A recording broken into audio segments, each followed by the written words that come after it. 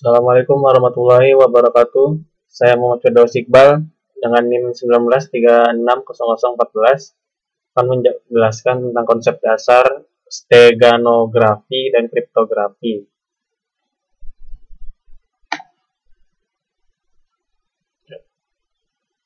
Pendahuluannya, keamanan sebuah data menjadi hal terpenting untuk selalu dijaga kerahasiaannya.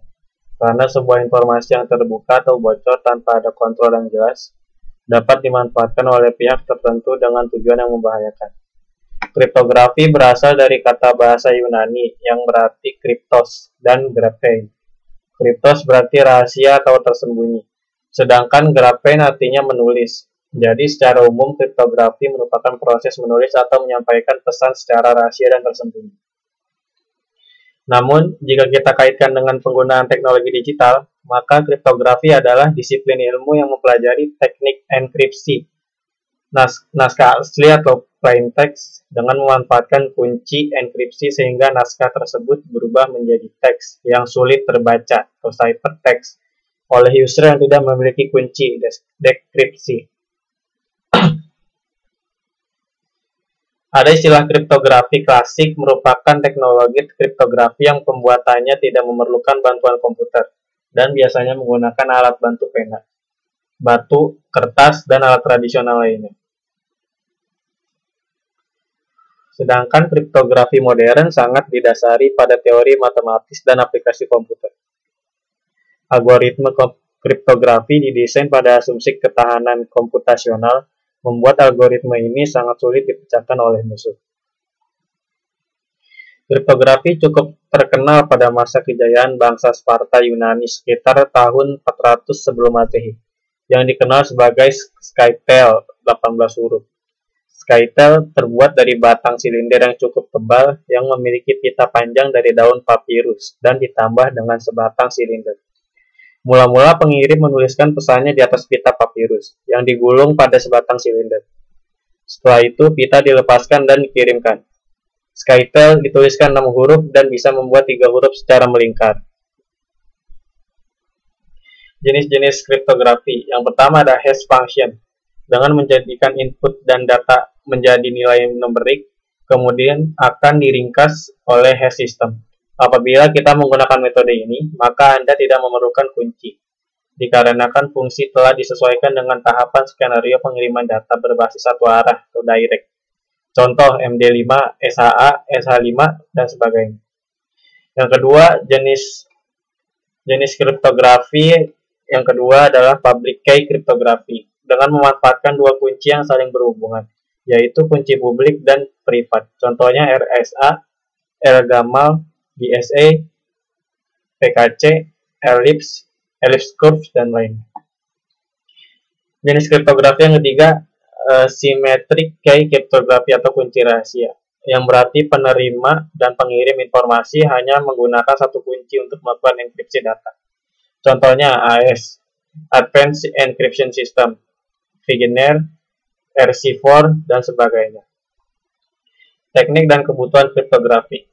Metode scrambling, yaitu teknik pengubahan teks biasa menjadi teks sandi, sehingga menggunakan rumus plain text, key, encryption, dan decryption. Enkripsi adalah proses penyembunyian sebuah data pesan dengan cara mengubah plain text menjadi ciphertext. Decryption merupakan kebalikan dari enkripsi, yang berarti bertujuan untuk memahami pesan yang ada agar dapat dibaca oleh user dengan baik. Sendiri berarti teknik yang digunakan untuk melakukan enkripsi dan dekripsi data.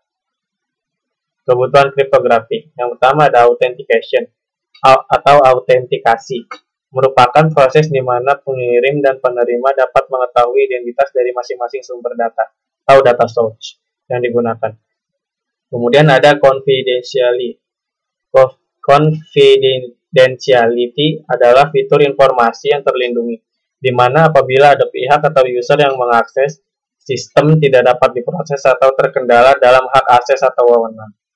Kemudian ada integritas, yang merupakan fitur di mana pihak pengirim dan penerima tidak dapat merubah data tanpa sepengetahuan kedua belah pihak yang bersangkutan. Kemudian ada non-repudiation, Non-repudiation adalah keadaan di mana pengirim dan penerima tidak dapat menyangkal atau mencegah tujuannya untuk mengubah atau menciptakan sebuah informasi. Berikut saya akan mempraktekkan contoh dari materi ini. Yang pertama, saya sudah aktifkan Apache dan MySQL untuk mengakses localhost dari codingan PHP kita. Kemudian saya sudah menuliskan script yang tertera. Di sini saya menggunakan text editor Visual Code. Nah, di sini ada plain text-nya yang kita tuliskan hello world dan key-nya 1 sampai 9. Kita akan coba run.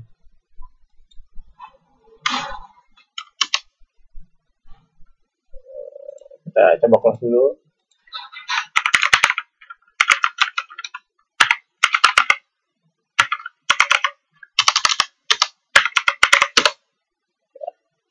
Seperti ini. Nah, kemudian kita akan mencoba mengganti plain text-nya menjadi nama kita, contohnya.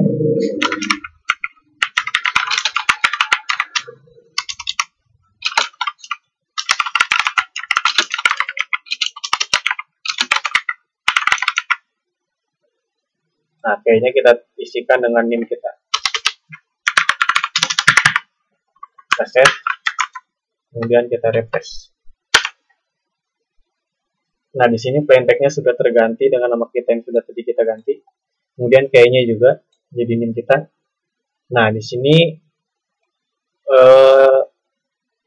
dari default MD5, MD2, MD4-nya juga sudah terenkripsi menjadi teks acak seperti ini.